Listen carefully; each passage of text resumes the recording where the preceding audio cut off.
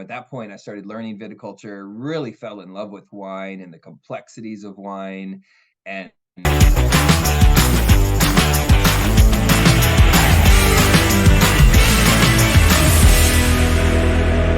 I get to know you, can you tell us a little bit about a celebration or a moment in your life that really inspired you to get into wine? wow. So I was really interested in healing. And I had pursued some alternative modalities. I worked at a physical therapy clinic, but in that time, one of the therapists there had introduced me to some more energetic type healing, and so I was really interested in that as far as an approach of like what am I going to do with my life? How am I going to make an impact?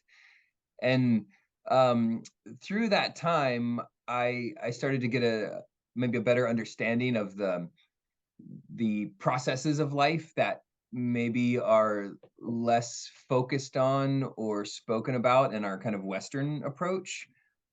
So often our Western approach is more symptomatic or symptom based, like this hurts or there's a pain here, and then we really just focus on that symptom.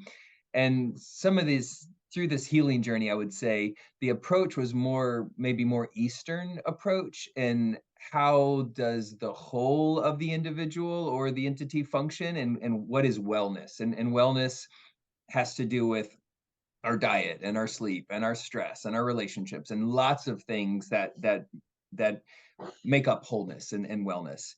And so that really started me in this path of maybe being a bit more open to um I guess less than mainstream approaches to medicine.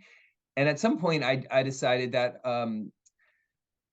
people are quite challenging. and and really one's one's desire to heal or even not heal is really personal, and that is up to them at the end of the day. And so what I was at some point maybe a little frustrated by was just kind of individualness. And so what I was looking for was a way to maybe get to the root of healing or wellness. And so I came across this concept called biodynamic farming. And that claimed to be a healing of the earth and healing of the earth as a foundation. And I decided that at that point, I mean, it's harder to get more root than nutrition and farming and soil. And so that was really my entry point into pursuing this thing called biodynamic. And so through that journey, I had the great fortune of meeting a producer in Napa, Ivo Jeremez, who runs Gurgit Chill's estate. And Evo and I met in this really rural place in Virginia where I was working at the time and living, and we hosted a bunch of winemakers and winery owners who were pursuing this biodynamic path. And this was many years ago now, nearly 20, I guess. And so at that point, I really kind of enjoyed this work. And a few years later, Evo brought me to Napa to run his biodynamic program. So I wasn't really interested in wine. I knew compost, I knew biodynamics, I knew plants, I knew things, but I didn't know viticulture or wine even. And so Evo brought me out to run his biodynamic program. At that point, I started learning viticulture, really fell in love with wine and the complexities of wine. And I mean, I had never really experienced something like that, where we tend plant most of my plant work in the past was more annual type work. And so working with perennials and the perennial cycle of what you do this year affects this year and next year and the year after that. And so these really kind of larger cycles of life really resonated with me. And I mean, at the end of the day, it's a wonderful industry. So I've really basically just stayed and pursued farming in this path since then. So, as we wrap up, people are hopefully hungry, they're excited, and they're inspired. From whether it's a website or social media or something else, how can we learn more about you, Bonterra, the wines, and the farm bill if we can help in any way? But tell us where we should be visiting, where should we be browsing, where should we be shopping.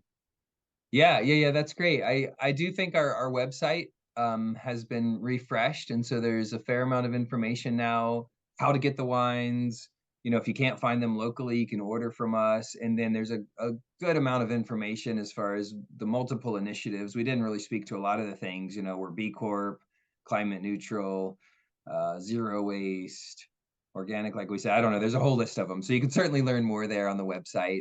If you're interested more in the regenerative organic certification, the Regenerative Organic Alliance has an incredible website. So I would go there and learn more about what all those practices are and all the brands. It's a global certification, has surpassed 1 million acres of certified land. There's hundreds of products now with the license. So it's growing quite quickly. And I love to see that. And I do think that I should acknowledge the market as far as the marketplace, right? Because what we've seen, and I think probably pushed more from our younger demographics, is really wanting to know, other than making a profit, what is your business doing for good?